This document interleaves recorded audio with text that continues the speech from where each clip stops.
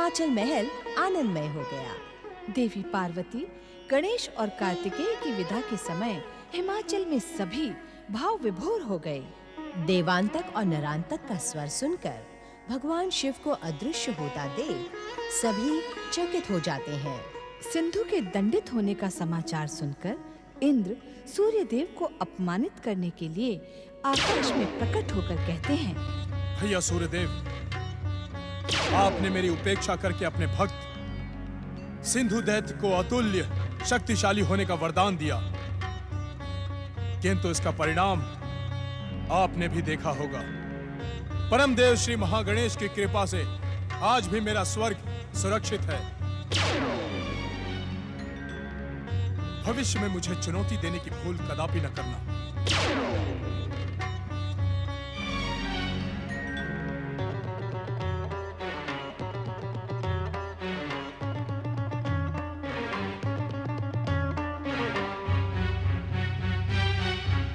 अब आप मौन क्यों हैं सूर्यदेव? क्या आपके भक्त सिंधु दैत्य की असफलता आपको मौन रहने को विवश कर रही है? भैया इंद्र, मुझे अपनी भूल पर पश्चाताप हो रहा है।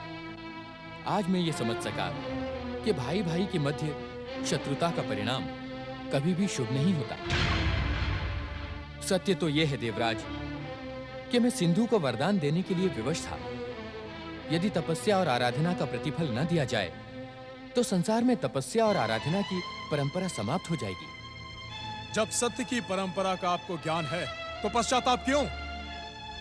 वरदान देते समय मैंने ये नहीं सोचा था देवराज कि एक असुर अपनी असुरता कभी नहीं छोड़ सकता। सिंधु ने मुझसे वरदान पाकर देवाधिदेव महादेव पर आक्रमण करने का दुस्साहस किया और श्री महागणेश के अवतार मयूरेश्वर ने उसे उचित दंड दिया। भैया सूर्यदेव, आपको अपमानित और प्रताड़ित करने के लिए मैं व्याकुल था, किंतु आपसे भेंट होने के पश्चात आपके विराट व्यक्तित्व से मेरा परिचय हो गया। आपने अपनी भूल मानकर भाई भाई के संबंधों को और दृढ़ कर दिया। मेरा प्रणाम स्वीकार करें। देवराज, स्वर्गाधिपति होने के कारण स्वर्ग पर आने वाले संकटों से सचेत रहना आपका परम कर्तव्य है, परंतु मुझे मेरे कर्तव्यों का भली भांति ज्ञान है। अब मैं वहीं जा रहा हूं जहां मेरा कर्तव्य मेरी प्रतीक्षा कर रहा है। मैं जानता हूं भैया इंद्र, मैं जानता हूं इस समय आप देवांतक और नरांतक की तपस्या में बाधा पहुंचाने जा रहे हैं, परंतु यह अनुचित है। आपका यह प्रयास कभी भी सफल नहीं होगा।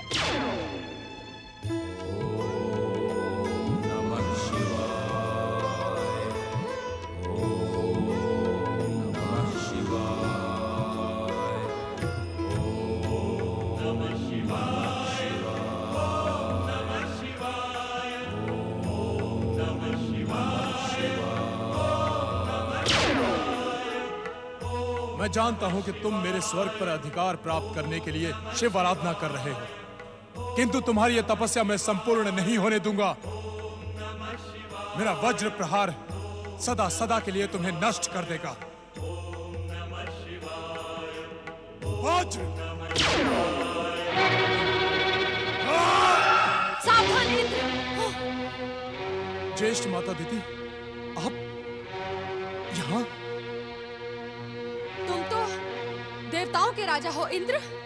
नीति, धर्म और मर्यादा की रक्षा करना तुम्हारा कर्तव्य है।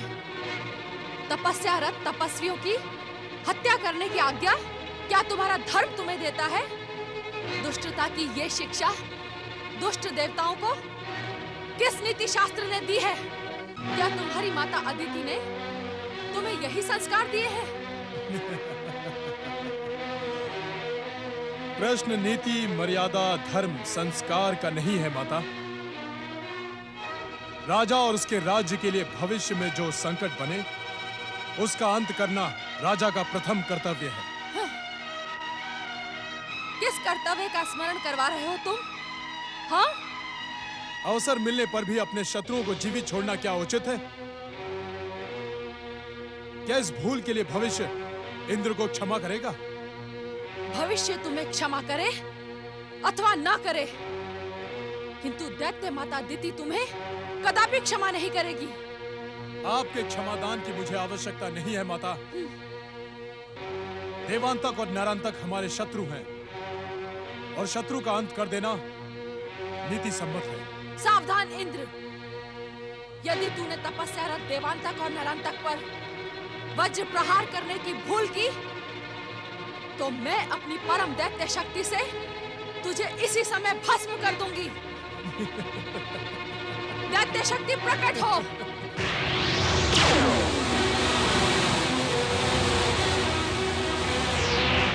कायर इंद्र को भस्म करने के लिए अब तुम्हें निराश होना पड़ेगा दैत्य शक्ति। जाओ, पाताल में रहकर मेरे आदेश की प्रतीक्षा करो।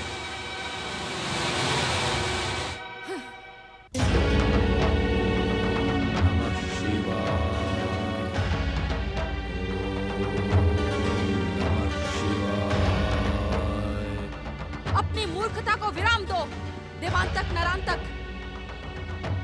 मैंने तुमसे पहले भी कहा था, अब फिर कह रही हूं कि शिव आराधना में अपना समय व्यर्थ ना करो। शिव तुम्हें कदापि वरदान नहीं देंगे, क्योंकि वे महागणेश के अवतार श्री गणेश के पिता हैं। महागणेश ने पहले ही तुम्हारे लिए भविष्यवाणी कर दी थी कि उनका अवतार तुम्हारी मृत्यु का कारण बनेगा। इंद्र के वज्र से तुम्हारे जीवन की रक्षा करने वाली दैत्य माता अदिति ही तुम्हारी शुभ चिंतक है। हाँ, तुम्हारी शुभ चिंतक है। उसकी आज्ञा मान लेने में ही तुम्हारा कल्याण है। अपनी तपस्या को विराम दो मूर्खों। शिव आराधना का त्याग करो।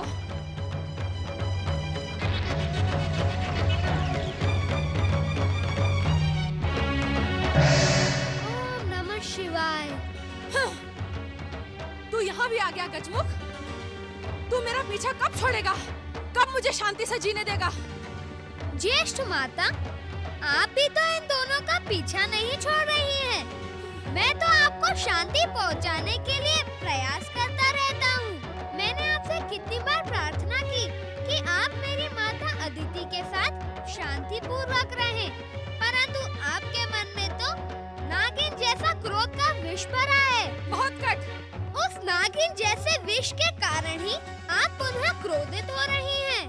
अभी भी विलंब नहीं हुआ है ज्येष्ठ माता। मेरे साथ चलकर आप माता अदिति के आश्रम में सुख पूर्वक निवास करें।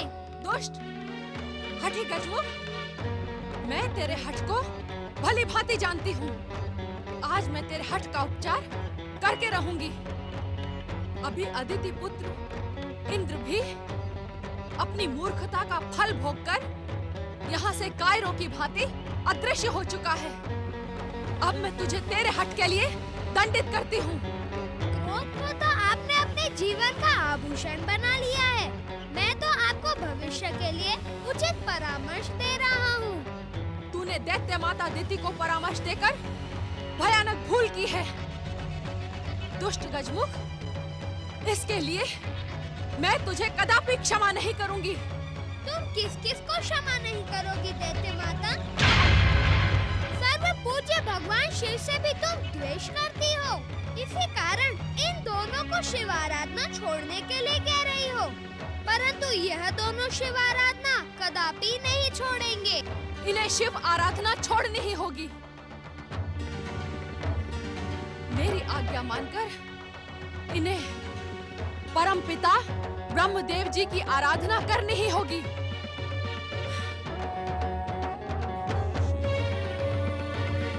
ज्येष्ठ माता, तुम इन्हें तपस्या का त्याग करने के लिए उस समय विवश कर रही हो जब इनकी तपस्या पूर्णता के निकट है। इन्हें वरदान देने के लिए भगवान शिव यहाँ पधारने वाले हैं। मेरी बात सुनो ज्येष्ठ माता, यदि तुम भगवान शिव शंकर द्वारा इन्हें वरदान देते हुए देखना नहीं चाहती, तो चलो मेरे साथ आदित्य आश्रम। तू मुझे और क्रोध दिलाने की भूल ना कर महोत्कट, अन्यथा मैं अपने क्रोध से दैत्य शक्ति प्रकट कर तुझे क्षण मात्र में भस्म कर डालूंगी। ये वो गुण नहीं है जिसे चींटे खा जाए। दक्ष पुत्री दिति, श्री महागणेश के अवतार महोत्कट को भस्म करने की बात कहकर तुम अपने और दैत्यों के सर्वनाश के पथ पर आगे बढ़ रही हो। सावधान!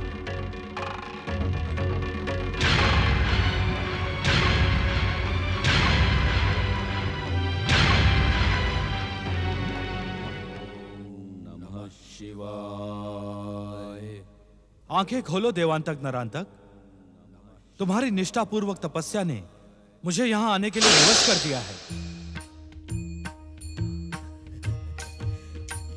देवाधिदेव महादेव शिव शंकर की जय।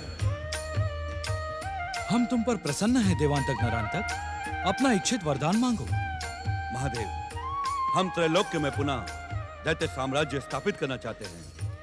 हे चंद्रशेखर, हम दानव, मानव, देवता सभी को अपने अधीन करना चाहते हैं। हमें ऐसी महान शक्ति दें जिसे संसार में कोई चुनौती न दे सके। हम दानव, मानव, देवता सभी को अपने अधीन करना चाहते हैं। हमें ऐसी महान शक्ति दें जिसे संसार में कोई चुनौती न दे सके। भोलेनाथ, यह तो वरदान में संसार की कोई भी शक्ति और वैभव छोड़ना नहीं चाहते। यह चाहते हैं कि वरदान पाने के पश्चात इनके अतिरिक्त सभी निर्बल, दीनहीन होकर रह जाएं। क्या इन्हें ऐसा वरदान देना संसार वासियों के प्रति अन्याय नहीं होगा? दुष्ट गजमुख, तू इनके वरदान में भी बाधा पहुंचा रहा है। तेरा ये साहस। दिति,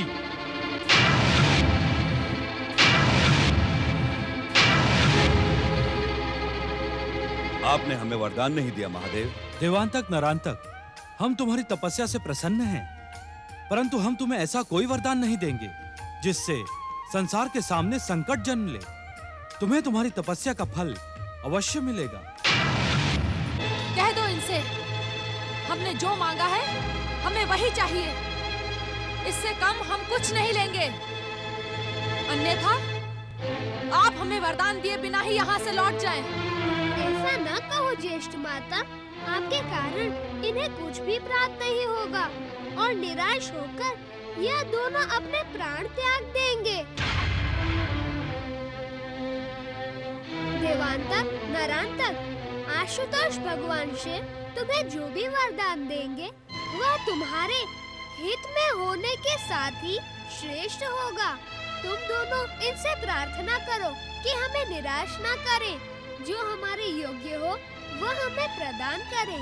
हम तुम्हें निराश नहीं करेंगे देवांतक नरांतक, और ना ही तुम्हारे प्रति कोई अन्याय करेंगे। हम तुम्हें अतुल्य असुर शक्ति के साथ इच्छानुसार रूप बदलने, असुर सेना प्रकट करने का वरदान देते हैं। वत्स नरांतक, आज्ञा महादेव। तुम्हारा अधिकार पृथ्वीलोक पर रहेगा। देवांतक, तुम स्वर्ग के अधिपति बनोगे, परंतु ध्यान रहे, यदि तुमने ऐसा कोई अन्याय और अत्याचार का आश्रय लिया तो तुम संहार के पात्र बन जाओगे। अरे मूर्खो, कम से कम शिव शंकर से अमरता का वरदान तो मांग लो। यदि अमरता का वरदान ना मिले तो कठिन मृत्यु का वरदान मांग लो। आशुतोष, यदि आप हम पर प्रसन्न हैं तो हमें ऐसा वरदान दें कि हमें देवता, दानव, मानव, त्रिदेव और त्रिदेवियों में कोई न मार सके। यदि आप हमें वरदान दें तो हम सदा आपकी महिमा का गुणगान करेंगे। तथास्तु।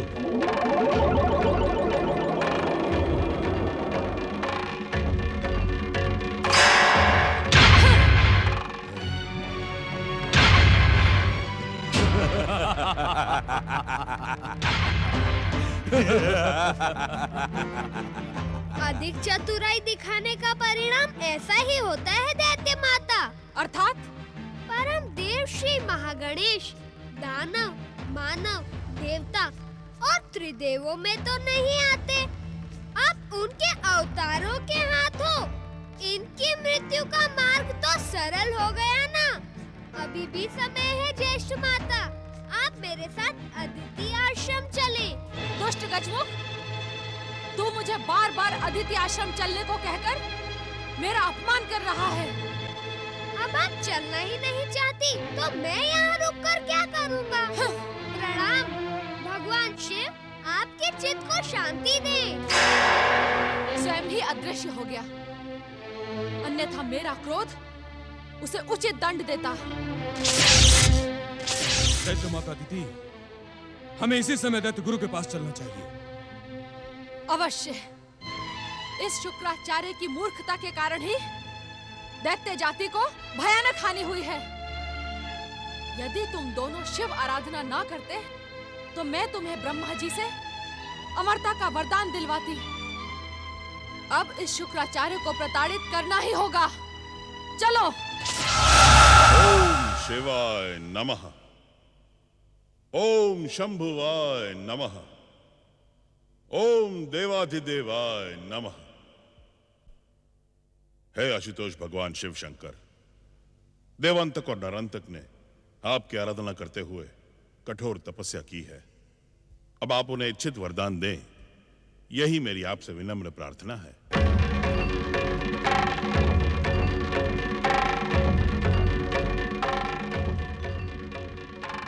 आपके आराध्य शिव शंकर ने देवांतक और नरांतक की कठोर तपस्या को अनदेखा करके उन्हें अनमना और अधूरा सा वरदान दे दिया है। देवांतक, नरांतक, हम तुम्हारी तपस्या से प्रसन्न हैं, परंतु हम तुम्हें ऐसा कोई वरदान नहीं देंगे जिससे संसार के सामने संकट जन्मे। तुम्हें तुम्हारी तपस्या का फल अवश्य मिलेगा, परंतु ध्यान रहे, यदि तुमने ऐसा कोई अन्याय और अत्याचार का आश्रय लिया तो तुम संहार के पात्र बन जाओगे। दैत्यों के आराध्य बनने का ढोंग करने वाले शिव नहीं चाहते कि दैत्यों का उत्कर्ष हो। वे दैत्य साम्राज्य को तीनों लोकों में स्थापित होते देखना नहीं चाहते। और इसके दोषी आप हैं शुक्राचार्य, आप। अपनी शिव भक्ति के कारण आप दैत्यों को शिव आराधना का परामर्श देकर उन्हें भ्रमित करते हैं। भ्रमित। अपना दोष दूसरे के मस्तक पे मढ़ देना आपका स्वभाव बन गया है दैत्य माता। देवांतक और नरांतक महादेव से इच्छित वरदान अवश्य प्राप्त करते हैं, परंतु आपकी उपस्थिति ने शिव को क्रोधित कर दिया है। आपके कारण दैत्य जाति की भयानक हानि हुई है। दैत्य जाति आपको कदापि क्षमा नहीं करेगी। आप अपने क्षमादान की चिंता करें शुक्राचार्य।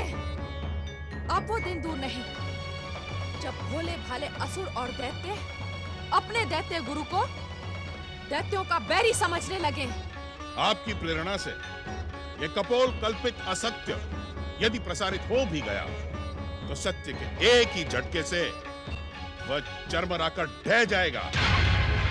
दैत्य गुरु शुक्राचार्य दैत्यों के सच्चे हित चिंतक है। दैत्य जाति का उत्कर्ष और कल्याण यही मेरे जीवन का एकमात्र उद्देश्य है। सूर्यदेव इंद्र को सावधान करते हैं, दिति इंद्र को प्रताड़ित करती है। श्री गणेश दिति को सत्य का ज्ञान कराते हैं। देवांतक और नरांतक भगवान शिव का वरदान प्राप्त करते हैं। शुक्राचार्य दिति को शिवाराधना का परामर्श देते हैं। दैत्य गुरु शुक्राचार्य दैत्य के सच्चे हित चिंतक है। दैत्य जाति का उत्कर्ष और कल्याण यही मेरे जीवन का एकमात्र उद्देश्य है। अपने हित चिंतन का परिणाम देख लो शुक्राचार्य।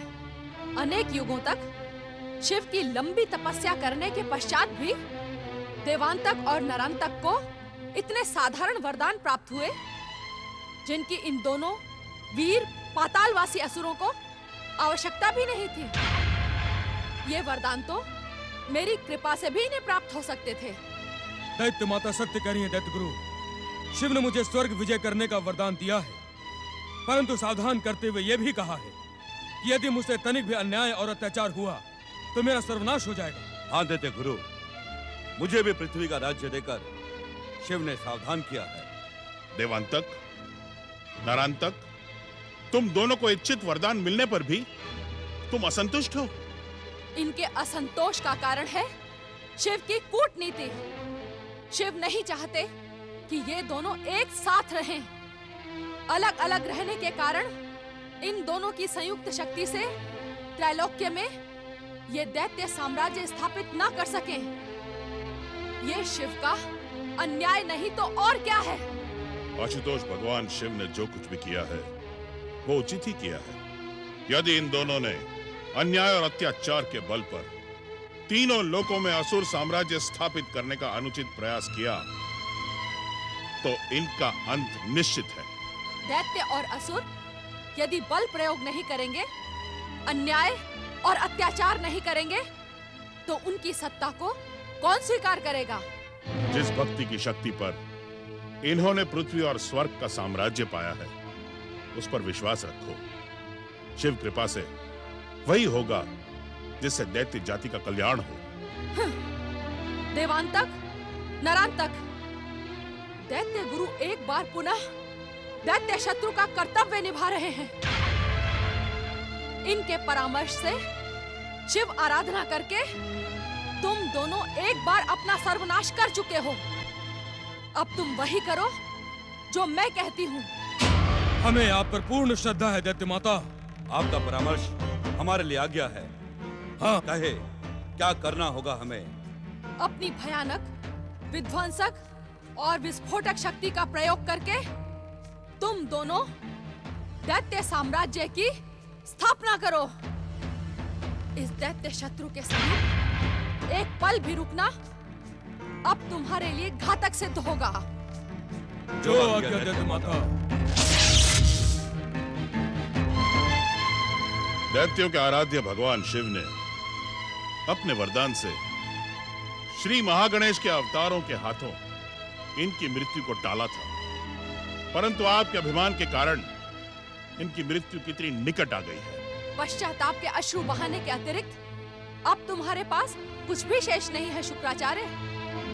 अब तुम इस पर्वत गुफा में रहकर अपने शिव को प्रसन्न करने का मूर्खतापूर्ण प्रयास करते रहो। शिव शिव शिव शिव शिव शिव शिव भक्ति और शिव आराधना का रहस्य और परम आनंद आप क्या समझेगी दैत्य माता? आप पर तो प्रतिशोध और प्रतिरोध का लेप चढ़ा हुआ है।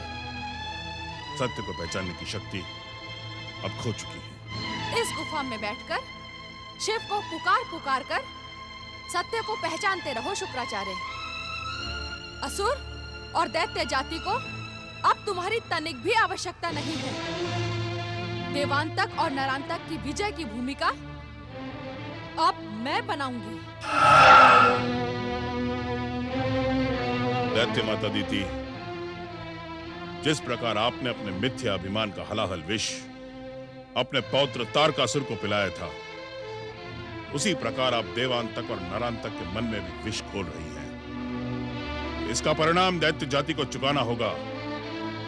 अब इन दोनों की मृत्यु परम देव श्री महागणेश के अवतार के हाथों निश्चित है। ओम नमः शिवाय। नहीं नहीं नहीं, यदि भगवान शिव ने देवताओं के ऐश्वर्य को धूल में मिलाने के लिए दुष्ट देवांतक और नरांतक को वरदान दिया है, तो हम कायरों की भांति अपना मुंह छुपाकर यहाँ वहां नहीं घूमेंगे। हम अपनी शक्ति से दैत्यों को पराजित करके ही रहेंगे। क्षमा करें देवराज, देवांतक और नरांतक की महाविस्फोटक शक्तियों को अब शिव कृपा प्राप्त हो गई है। उनका विरोध करना देवताओं के हित में ना होगा। यदि हमारे भीतर आत्मविश्वास है तो शत्रु की शिव कृपा हमारा बाल भी बांका नहीं कर पाएगी। दैत्यों को हम स्वर्ग में प्रवेश नहीं करने देंगे। परंतु देवराज, वरदानित दैत्य शक्ति के सम्मुख देवताओं की पराजय तो... आप तो युद्ध से पूर्व ही पराजय की रूपरेखा बनाने लगे। लज्जा आती है तुम्हें देवता कहते हुए। वरुण देव, आज्ञा देवराज। इसी समय जाकर देव सेना को सचेत करें। दैत्य सेना के विरुद्ध युद्ध करने के लिए आवश्यक अस्त्र शस्त्र से सुसज्जित करें। जो आज्ञा देवराज, परंतु... अब किसी किंतु परंतु की आवश्यकता नहीं है। देवराजेंद्र युद्ध की घोषणा कर चुके हैं। इस युद्ध में दैत्यों को पराजित करना देवताओं का कर्तव्य निश्चित हो चुका है। अब इस निर्णय में किसी भी विचार की संभावना नहीं है। जैसी आपकी इच्छा देवराज। वरदानी दैत्यों के विरुद्ध यह युद्ध हमें अपनी शक्ति, अपनी युक्ति से किसी भी प्रकार से विजय करना है, जिससे भविष्य में स्वर्ग साम्राज्य वरदान में देने की परंपरा ही समाप्त हो। अग्निदेव, आज्ञा देवराज। आप इस देवासुर संग्राम के लिए देवगुरु बृहस्पति से परामर्श और सहायता प्राप्त करें। आप देवगुरु को संदेश दें कि वे अपनी भक्ति की शक्ति से देवताओं को अपराजित बना दें। पवनदेव, आज्ञा देवराज। आप गंधर्वों, किन्नरों, विद्याधरों के साथ साथ ग्रहों, लोकपाल और दिक्पालों को यह संदेश दें कि वो अपनी पूरी शक्ति और सेना के साथ देवताओं का साथ दें। जो आज्ञा देवराज। जाएं और इसी समय युद्ध का बिगुल बजाएं और बिगुल के स्वर कैलाश तक अवश्य पहुंचने चाहिए। जाएं।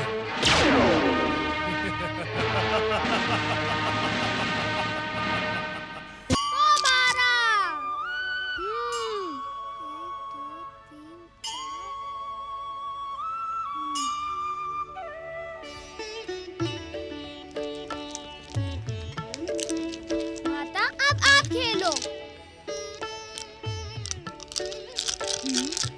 पौ 12।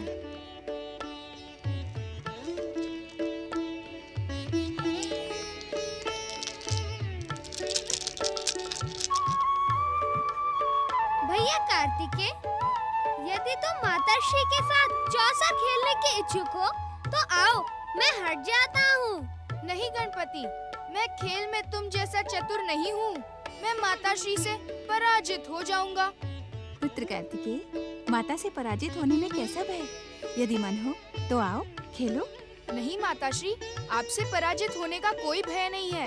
भय तो इस गजानन के परिहास का है। ये ना तो किसी से पराजित होता है, अपनी पराजय को निकट देखकर दिव्य शक्तियों का प्रयोग करने लगता है और दूसरों की पराजय के समय व्यंग करने का अवसर कदापि नहीं चूकता। ऐसी बात है तो मैं गजानन को कक्ष के बाहर भेज देती हूँ। नहीं नहीं माताश्री, इसकी आवश्यकता नहीं है। आपका और गणपति का खेल देखने में जो आनंद आ रहा है वो खेलने में नहीं आएगा। तुम धन्य हो कार्तिकेय, तुम्हारी यही प्रतिभा तुम्हें एक दिन संसार के सर्वोच्च शिखर पर पहुंचा देगी। कौन सी प्रतिभा माता? गणपति, जीवन में वक्ता बनने से अधिक कठिन होता है श्रोता बनना। प्रदर्शक बनने से अधिक कठिन होता है दर्शक बनना, क्योंकि श्रोता और दर्शक के भीतर धैर्य और संयम सबसे अधिक मात्रा में होता है। सफलता धैर्य और संयम को ही मिलती है।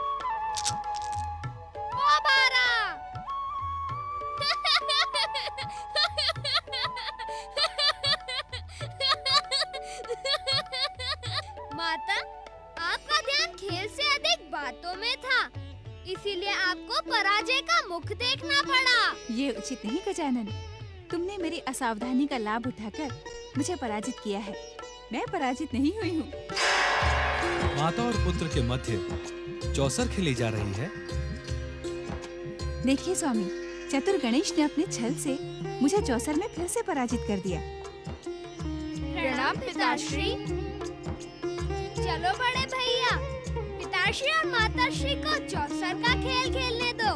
पिताश्री के सामने हमें माताश्री के साथ चौसर खेलने का कोई अधिकार नहीं है। माताश्री, यदि आप खेल में हार स्वीकार करना नहीं चाहती, तो मैं हार को आपका प्रसाद समझकर स्वीकार कर लेता हूँ। अब आप अपने इस वाचाल पुत्र को क्षमा कर दें। देखा पार्वती, पुत्र हो तो गजानन जैसा, ये अपनी माता को पराजित होते हुए भी नहीं देखना चाहता, जबकि पराजित भी इसने स्वयं ही किया है। नहीं पिताश्री, मेरे बड़े भैया के होते हुए मुझे अपनी प्रशंसा स्वीकार नहीं है। कहिए, पुत्र हो तो कुमार कार्तिकेय जैसा, जो अपनी माता के साथ खेलना ही नहीं चाहता, तो इसमें हारने और जीतने का प्रश्न ही नहीं उठता। देवी पार्वती, हमारे गजानन की बात का कोई उत्तर है तुम्हारे पास? गणपति, तुम वाचाल और चतुर होने के साथ साथ नटखट भी हो गए हो। स्वामी, हमारे लंबे समय के पश्चात हिमाचल से कैलाश लौटते ही आप अचानक कहाँ अदृश्य हो गए थे? पिताश्री, क्या आपको हमारा कैलाश आना अच्छा नहीं लगा? पिताश्री, आपने ही तो माताश्री को बुलाने के लिए नंदी महाराज को भेजा था। फिर हम सब के आने पर आप अदृश्य क्यों हो गए? हमारे दो आराधकों की पुकार भी तुम सबने अवश्य सुनी होगी। उस समय उनकी तपस्या को वरदान देना आवश्यक था। पिताश्री, वे आराधक कौन है और उन्हें आपने क्या वरदान दिया? पाताल लोक से दैत्य गुरु शुक्राचार्य की पुकार पर आए दो दैत्य देवांतक और नरांतक थे। पिताश्री, आपने देवांतक और नरांतक को वरदान दे दिया? तब तो वे निश्चित ही देवों और नरों का अंत करेंगे। उनके अत्याचार से सारे संसार में हाहाकार मच जाएगा। कुमार, गजानन, तुम दोनों चिंता न करो। महादेव दैत्यों के अंत का उपाय उन्हें वरदान देने से पहले ही निश्चित कर देते हैं। पिताश्री, आप जिसका अंत पहले से ही निश्चित कर लेते हैं, उसे वरदान ही क्यों देते हैं? कुमार, तपस्वी को वरदान देना ना एक परंपरा है, अपितु विधि का निश्चित विधान है। यदि तपस्वी को उसकी तपस्या का प्रतिफल ना मिले तो जप तप की परंपरा समाप्त हो जाएगी। क्षमा करें पिताश्री, बड़े भैया का प्रश्न कुछ और था। जिसका अंत पहले से ही निश्चित हो, उसे वरदान क्यों दिया जाए, यही पूछा था ना बड़े भैया? पुत्रों, दुष्ट दैत्यों को तपस्या का प्रतिफल और वरदान देने के पीछे एक परम पावन भावना होती है। अपने आराध्य से वरदान की कृपा पाकर उसकी भक्ति दृढ़ हो जाए, दुष्कर्मों को छोड़कर वो सत्कर्मों की ओर प्रवृत्त हो। परंतु प्रायः ऐसा होता नहीं। इसीलिए दैत्यों को वरदान देने से पूर्व उनके अंत का निर्णय निश्चित कर दिया जाता है। पिताश्री, आपने दुष्ट देवांतक और नरांतक के अंत का क्या उपाय निश्चित किया? उन दोनों का वध कौन करेगा पिताश्री? श्री महागणेश के अवतार के हाथों अत्याचारी देवांतक और नरांतक का अंत होगा। वही उस अवतार का प्रमुख उद्देश्य है। अब तुम दोनों अपनी बातों को विराम दो और हमें चौसर खेलने दो। अवश्य पिताश्री। चलो भैया, हम लोग भी बाहर चलकर किसी खेल का प्रबंध करते हैं।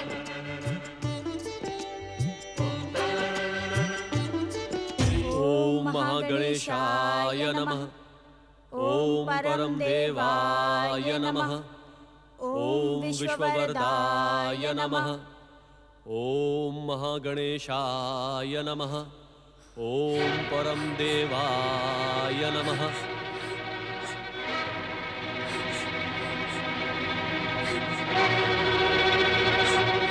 क्या हुआ देवी अदिति?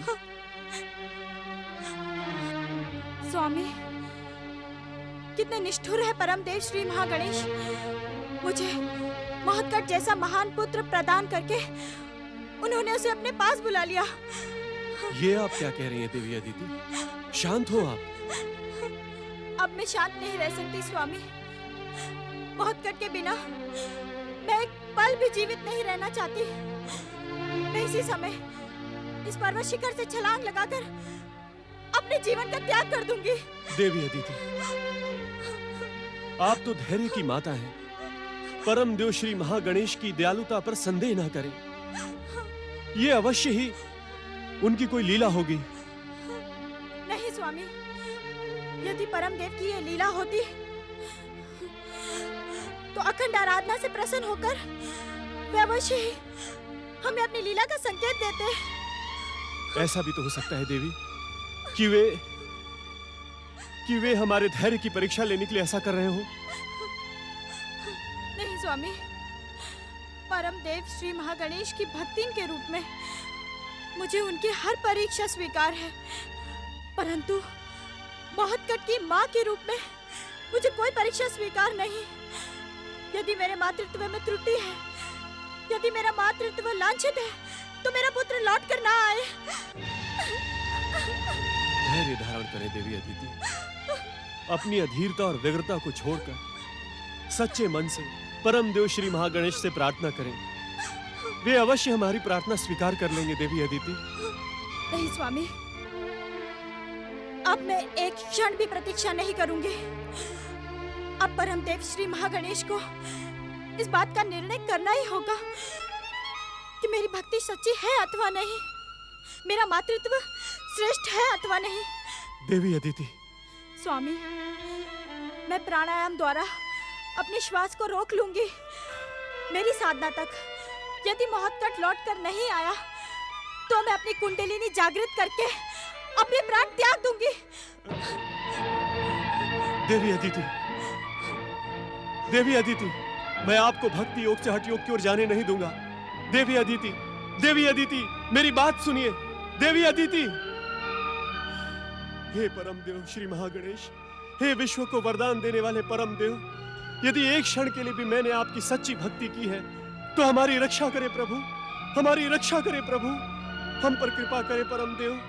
हे क्षमा निधान, हमको क्षमा करे।